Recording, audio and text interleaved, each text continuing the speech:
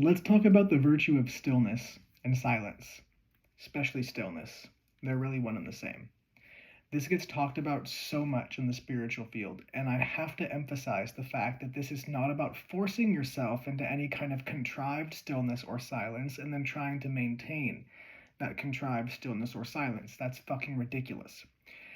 When you come into actual stillness, you come into that stillness because you are hungry for truth. You're hungry for what's real.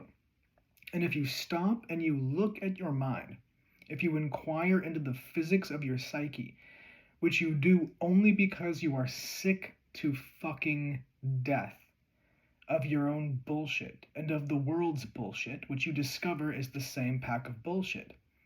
When you are so sick of running after ghosts and shadows and phantoms, of being eaten alive by unquenchable desires that aren't even yours, that are there because you're trying to run away, you're trying to escape, you're trying to fit in, you're trying to do something that you believe you're supposed to do in order to be a good person or a good citizen or a good partner or a good religious person or a good non-religious person or a good participant in your culture or subculture or micro nano culture, whatever it is. When you finally see that there is no virtue, that there is no benefit, that there is no satisfaction in conforming or coercion at all, that only brings suffering, you finally see that there is absolutely nothing in the entire field of the mind, from the beginning to the end of time, that can possibly satisfy you, that could possibly give you peace, that could possibly bring you into love, that could possibly yield truth. And when you see that, you lose all appetite for everything that the mind produces. And that means that by necessity, you come up against a wall. You are completely blocked. There's nowhere for you to move. It's as if you're surrounded on all sides from every conceivable angle and dimension by a sword point. And your only option is to completely surrender, or else you pierce yourself on some jagged edge. There's nothing for you to do but stop. You are obligated to stop. And in fact, anything other than stopping tastes like suffering and pain, and not any kind that you can try to make virtuous or noble. It's just wretchedly ridiculous and stupid, and it begets nothing, it breeds nothing, but more of the same, and it leads nowhere. So when you finally come upon that fact, that truth, that the mind cannot take you anywhere meaningful, it can only recycle you around the same old track of bullshit and suffering, you lose your appetite for it, and you end up getting a taste, if you're very fortunate, if some grace descends upon you, so to speak. You'll get a taste of that silence from beyond. And the moment you get a taste of that grace and that silence, it's all you want. You crave it more than life itself. And at this point, you stop and you come right into that silence. And if you surrender completely to that silence, you will go through a moment where it's just absolute stillness, quiet. But you have to surrender to that 100% without keeping anything out. All your hands and feet and fingers and digits must all be inside the vehicle. You can't leave anything sticking out just in case it doesn't go right. You have to keep everything in. It's like being totally in your cocoon or your sarcophagus. It's being just, whoop, you're in. And you have no idea how long you're going to be in there for. There's no timer, and there's no point in wondering or worrying, okay, well, how long is it going to be? Because if it takes too long, then I'm going to go back. Nope. You cross the point of no return, not knowing, not caring whether you're going to come back at all. You may never see anybody again. You may never talk to anybody again. You may never speak again. You may never form a coherent thought structure again. You may never wear clothing again. You may never do anything again. You may never breathe again. You don't know. And it's in that total place of not knowing and not caring.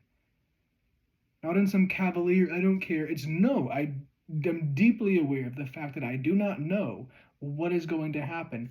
And I also do not give a shit. I don't care.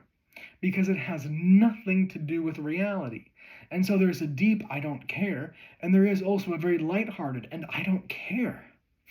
Because you see that there's nothing that is truly meaningful that the mind can produce. And everybody on this planet running around chasing nonsense, thinking it's important, are running around like stupid conditioned pack animals who are afraid to be beaten and whipped, and that's why they're running. So when you're no longer afraid of being beaten and whipped, and you see there's nothing to chase anyway, that whatever the animals, the human beings who've been conditioned to chase after something at the fear of being punished, you see what they're chasing after is stupid, and being punished is also stupid, and being afraid of being punished is stupid. It's better to sit there and be completely attacked and torn to pieces than waste even one more ounce of your life chasing illusions. When you come to this point, stillness.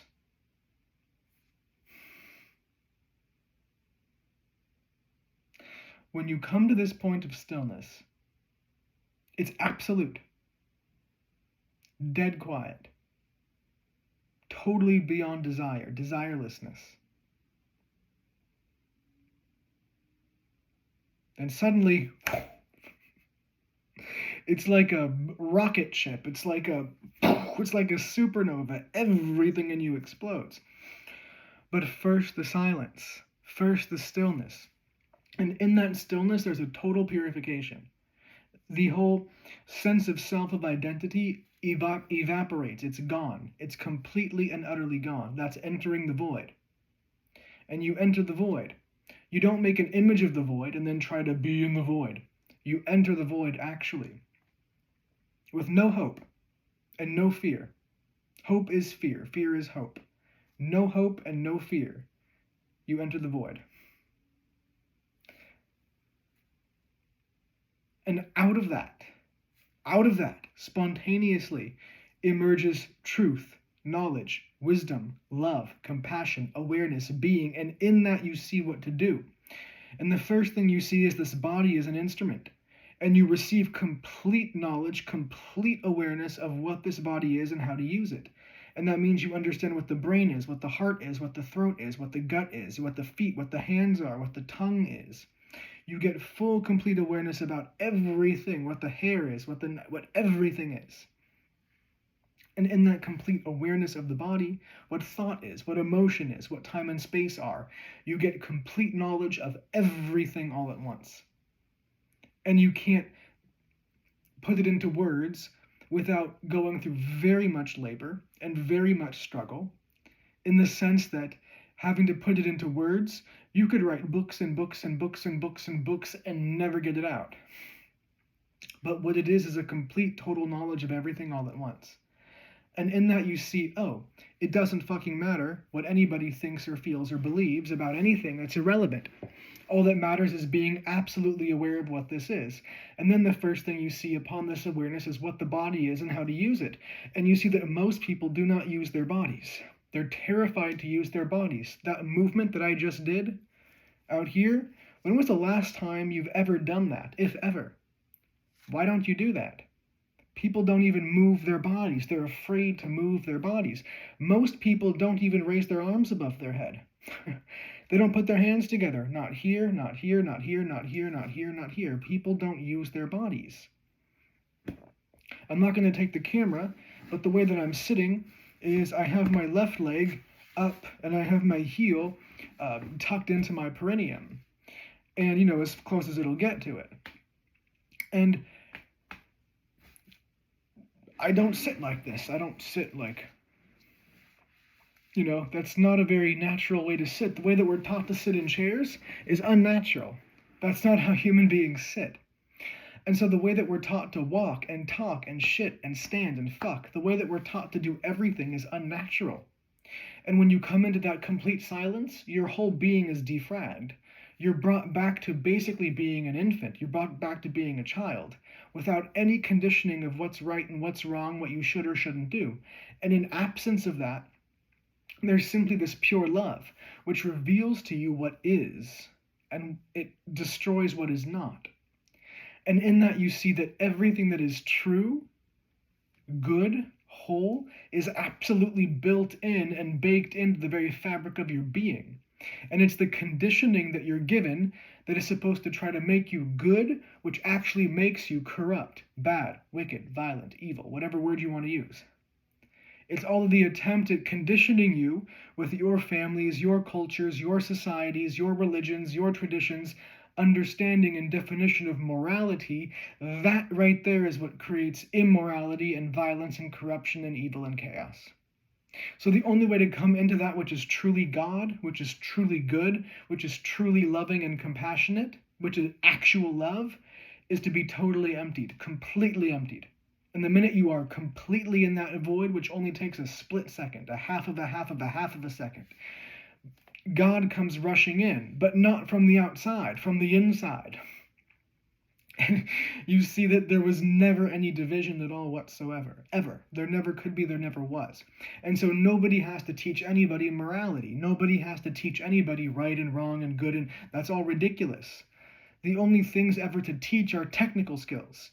But insofar as being human, it's the naturalness of the being that's there. The only reason why children seem to start to get bad habits is because they get them from their parents, completely because they're unconscious. 99.99999% of people are absolutely unconscious.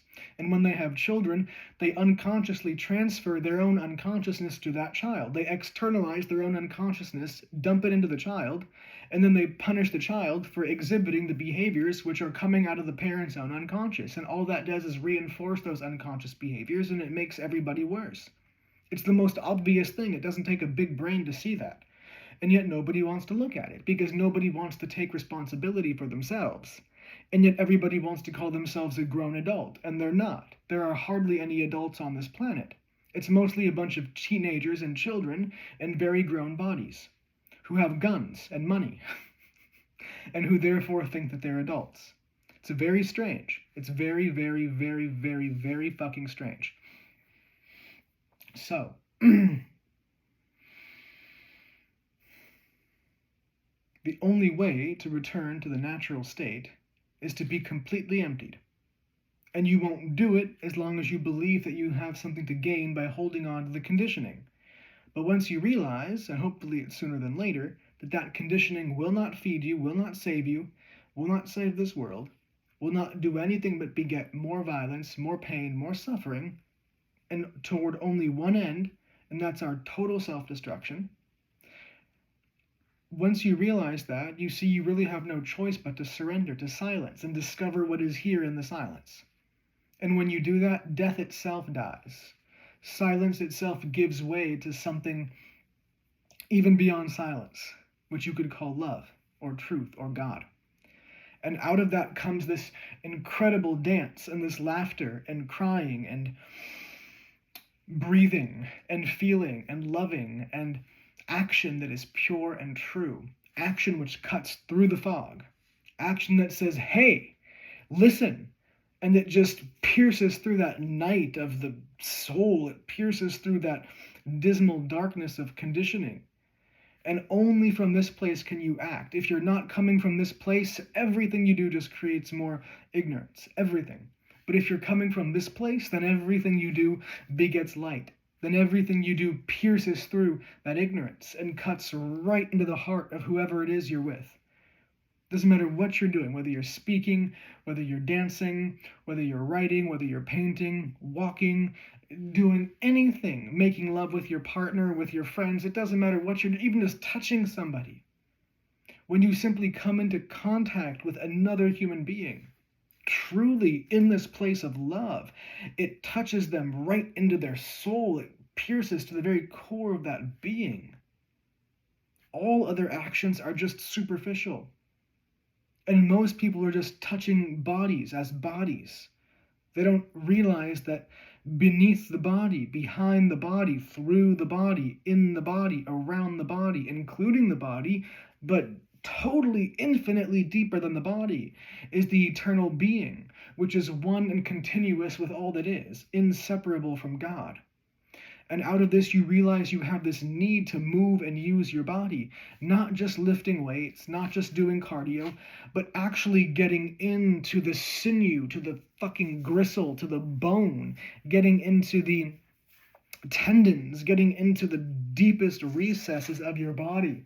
You see that the entire range of movement that the body is capable of making has to be made. And so even weird, you see that you have to do things like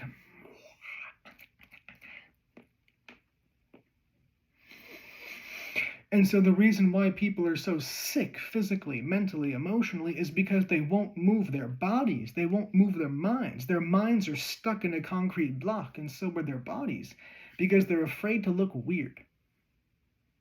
To use your body, to be a full, complete human being, you can't be afraid to look fucking weird. You can't be. You have to be willing to get down and just dig in your body. And it's okay if you have a hard time doing it because the joints don't like to go that low or the muscles are underdeveloped. Of course they are, from not using the body. But then what you do is you just use the body as often as you can. And you get down and you use the body as often as you can. Not to try to get somewhere. It's not about having a goal of strengthening the body. It's about playing. It's about getting in there and getting in there and getting in there. And it's an act of worship. It's an act of worship.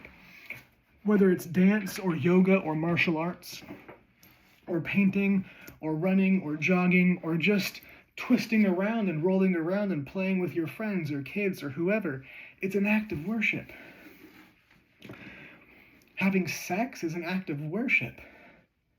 Touching somebody is an act of worship.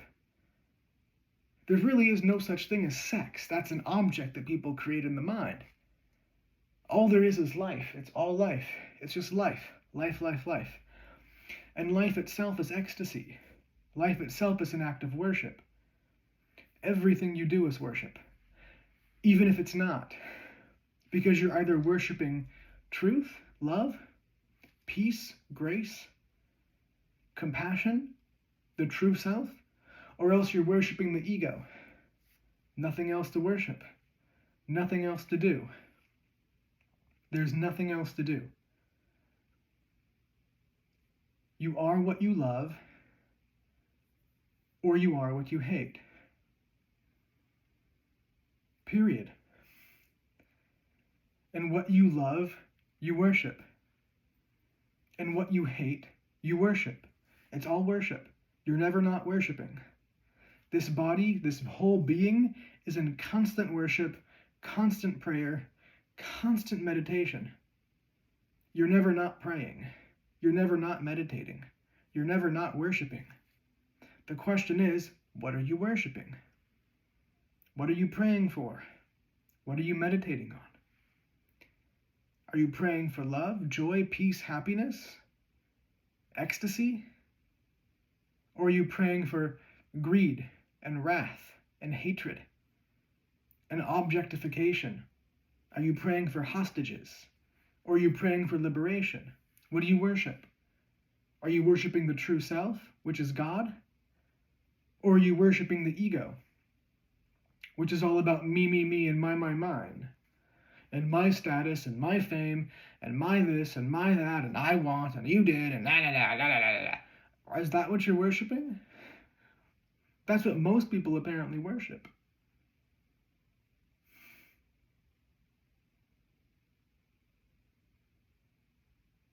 So you have to answer this for yourself. There's no point in saying, oh, I worship God. Well, you might not be. Now, underneath that, God is all there is. And so even when you're worshiping something false, you're still really only worshiping God, because you can never not worship God. You're always worshiping God. But you're either worshiping God directly as the ultimate supreme reality, which is free of all bondage and yet contains everything, revealing that everything is nothing but God, or else you are still dividing God. You're still dividing yourself into pieces. This is the good piece, this is the bad piece. Here's the dark piece, here's the light piece. And whatever your interpretation of that is means nothing, because you're divided. And so however you're divided. And so you put one piece here and one piece here, and then they're fighting. And you say, I like this piece and I hate this piece. Well, that's called being in suffering in hell. That's called worshiping the ego. That's called worshiping fear, worshiping hope, worshiping images. That's idolatry. So you're either in idolatry or you're in God consciousness, awareness of the eternal self. There's no in between. There's no in between. Zero in between. So you must come here to this. You must come here to this. You must come here to this. That's the truth.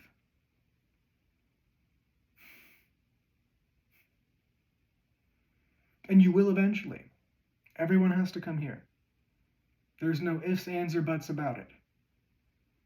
Whether you are in heaven or in hell, or in some God-forsaken place in between, what you discover is there are no God-forsaken places, because God forsakes nothing and no one. Only idols forsake. God forsakes nothing and no one. God is all there is. God is in everything and is everything and is everything and is everything. God is the body, the flesh, the blood, the bone, the tendons, the gristle, the everything. And God is the air the body is breathing and the ground under the feet of the body. God is all of the elements and the source of all the elements and the empty space in which the elements appear. God is the photons and the quarks and the gluons,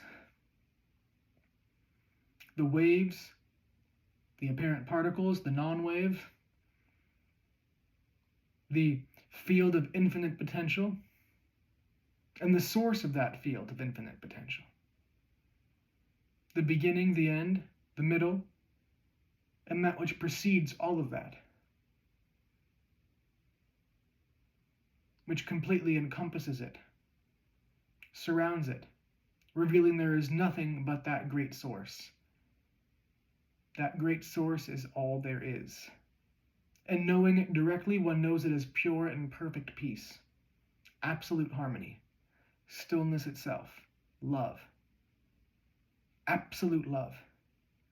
And to know what that love is, you must become that. You must be that. There's no becoming. You must be that now. And in that being, you know it. Then you know truly what love is. You know truly what compassion is. You know truly what peace is. You know truly what God is. You know truly what ecstasy is, what intelligence is, what wisdom is. And that is all the same thing. And then it doesn't matter what you call it, because it ultimately has no name and no form, and all name and all form belong to it. And every language has ways of speaking about it, referring to it, and therefore also of dividing it up. Here's the greater part, here's the lesser part, here's the subordinate part, here's the dominant part. And then confusion begins. Because in absolute stillness and silence, there is only God, revealing that even in movement and motion, there is nothing but God. And therefore, why ever be confused about anything? All name and all form derives its substance from you, from your own being, which is consciousness itself, awareness itself, pure intelligence itself, indivisible.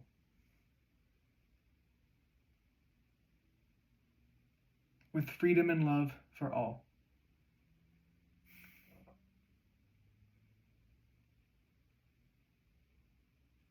Absolutely perfect. Nothing you can do about it. And then you see how shallow, vain, and empty the world's pursuits are.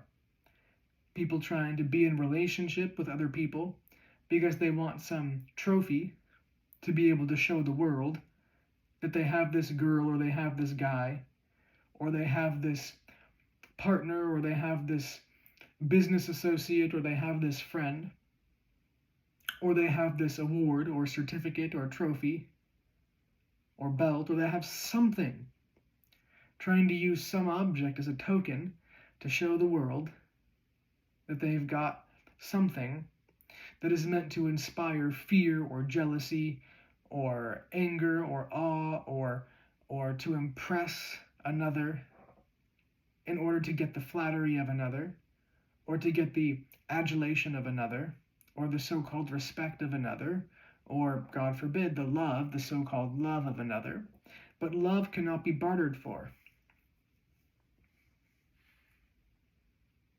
Superficial affection can be bartered for sometimes, perhaps, but love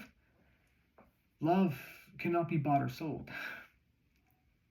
Love is totally free. It is freedom itself, and it must be freely given and freely received, with no strings attached and no hesitation and no attempt to grab and hold and keep, to strangle, to put on a leash. You can't put love on a leash. You can never chain love. You can't put it in a cage. You can't put it in a kennel. You can't kennel train love. That's ridiculous. It's so stupid. So fucking stupid. And yet most people would prefer, obviously, to be fucking stupid. Which is the nature of the ego. Clinging to itself, partially. It's always partial. And it would rather divide itself into race, religion, nationality, gender, sex, sexual orientation, and so on, which are all inward divisions, self-denial, self-hatred, and therefore hatred and denial of the other, which is you. And then here we are in this mess, which is the same mess as we've always been in, since we've been human beings, since the mind has existed. We've been in the exact same quandary, in the exact same problem, in the same situation. And every generation, every year, every day, we pretend that we just got here, and we just don't know what's happening. And we pretend that the problem is something that we just need to get rid of by going back and doing it the way that they used to do it. But we are doing it the way they used to do it. This is how they've always done it. There's no golden era back then when people just did things the right way and that was better for everybody because everybody was always as fucked up in the head and the heart and the gut as they are now. If you think otherwise, you are dumb as shit. You mythologize and romanticize the past. Stop it. Enlightenment is now. Awakening is now. Not yesterday, not 1,000 years ago, not 5,000 or 50,000 years ago, not tomorrow, not next decade, now. Immediately. This moment is awakening. This moment. Right now. Right now.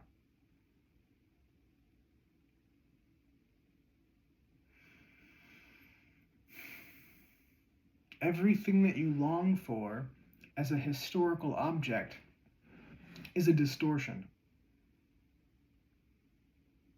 Everything you long for as a future possibility is a lie.